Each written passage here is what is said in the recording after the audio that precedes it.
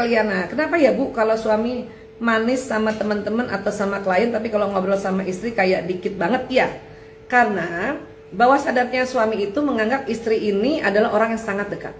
Dan orang yang sangat dekat adalah orang yang ya siap untuk mendengarkan apapun, melihat sikapnya yang memang polos-polos gitu, ya, melihat sikapnya yang apa adanya, melihat jelek-jelek sikapnya misalnya gitu ya, karena dianggap itu sangat dekat, gitu.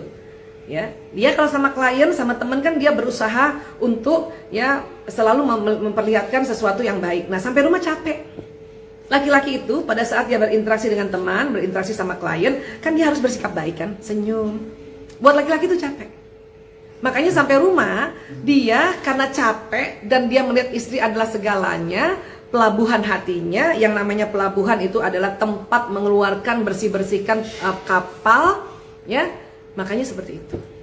Ya, coba terimalah, memang kita salah satu ya fungsi kita sebagai istri adalah pelabuhan hatinya suami. Jadi suami sama kita pasti dia ya dia nggak susah-susah lagi untuk senyum seperti sama kliennya. Makanya kita harus terima. Tapi sekali lagi, kalau ada suami ya dia berusaha juga sama istrinya baik, itu berarti suami itu ya banyak belajar tentang sikapnya Rasulullah kepada istrinya. Itu keren banget ya. Tapi pada umumnya yang belum pernah belajar atau laki-laki yang jarang belajar bagaimana sikap Rasulullah tentang istri, maka seperti itu yang tadi Bu Isa ceritakan. Oke? Oke. Next. Oh, siapa ini? Pak Usman Sulaiman. Assalamualaikum Bu Isa, mau tanya, saya kalau marah sama istri suka langsung diem, itu kenapa ya? Nah, laki-laki itu karena ya otaknya kan ini, jadi gini, otak manusia itu kan ada belahan kiri dan kanan. Ini kebalik gak ya?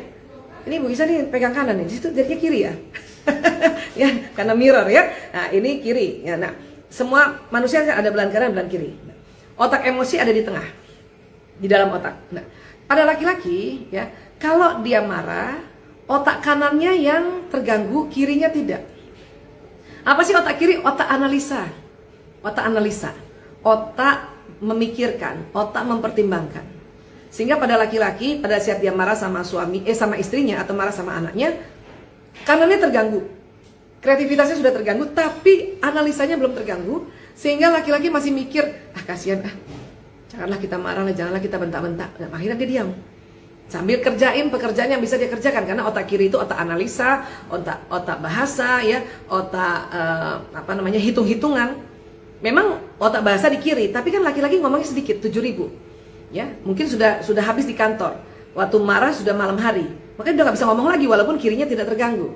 Ya, otak berhitung, ya, otak mendalam, otak detail itu kiri pada laki-laki. Makanya laki-laki pada saat marah, kesel, dia berpikir, menganalisa, ngapain sih saya.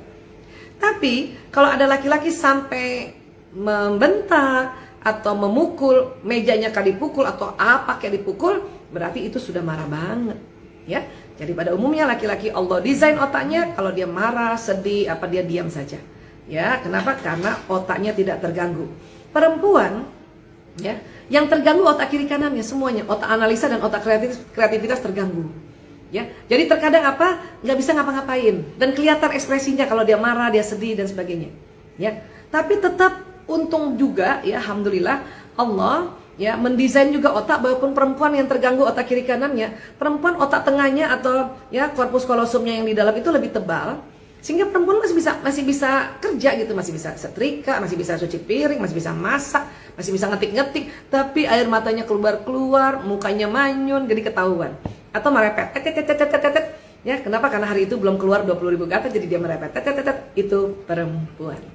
Tapi sekali lagi kalau ada perempuan bisa mengendalikan, dia nggak merepet, dia pakai teknik manajemen emosinya, banyak istighfar, banyak salawat, dan dia tenang-tenang aja. Nah, itu barulah perempuan yang bertakwa, dan itu keren banget, ya.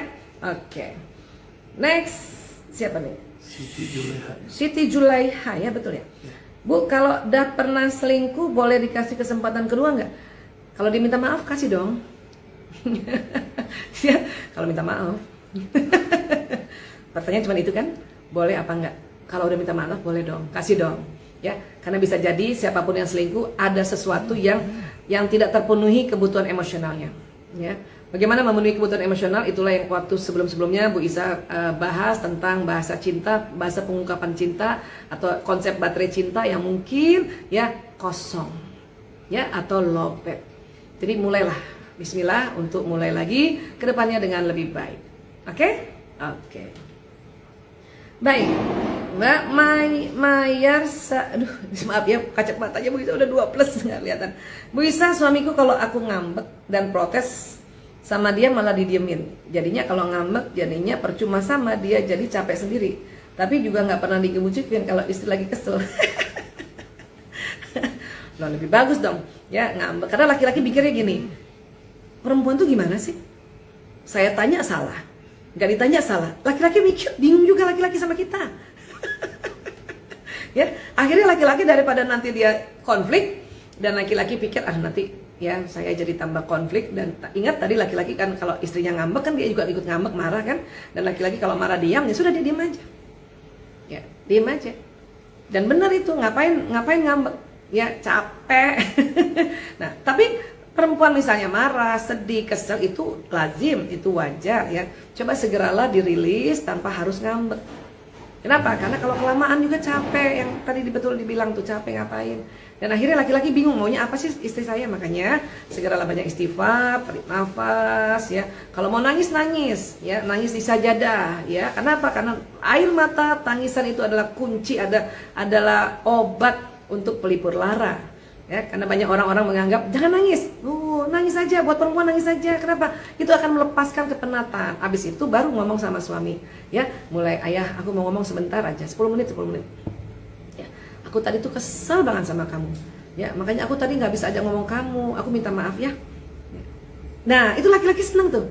Dia ngerti kalau tadi istri saya kesel. Ya, boleh sampaikan keselnya kenapa? Sampaikan misalnya, aku kesel sama kamu. Tadi aku WA panjang lebar, kamu nggak jawab. Jadi aku kesel soal itu. Udah ngomongnya gitu. Jadi suami berpikir, akan dia belajar bahwa istri saya akan kesel kalau dia WA nggak langsung dijawab, misalnya gitu. Atau misalnya, ayah, aku kesel banget ya. Aku nggak tahu kenapa ya kesel ya. Kayaknya aku mau mens ya ayah. Nah, suami itu langsung merasa, dia mau mens. Ya. Jadi laki-laki yang menjadi suami setiap hari belajar bagaimana apa sih yang terjadi pada istri.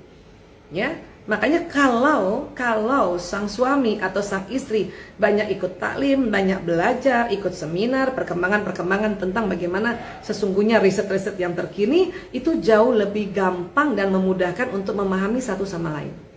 Jadi setiap hari jangan salah, suami kita semua itu, masing-masing suami itu mempelajari bagaimana istrinya.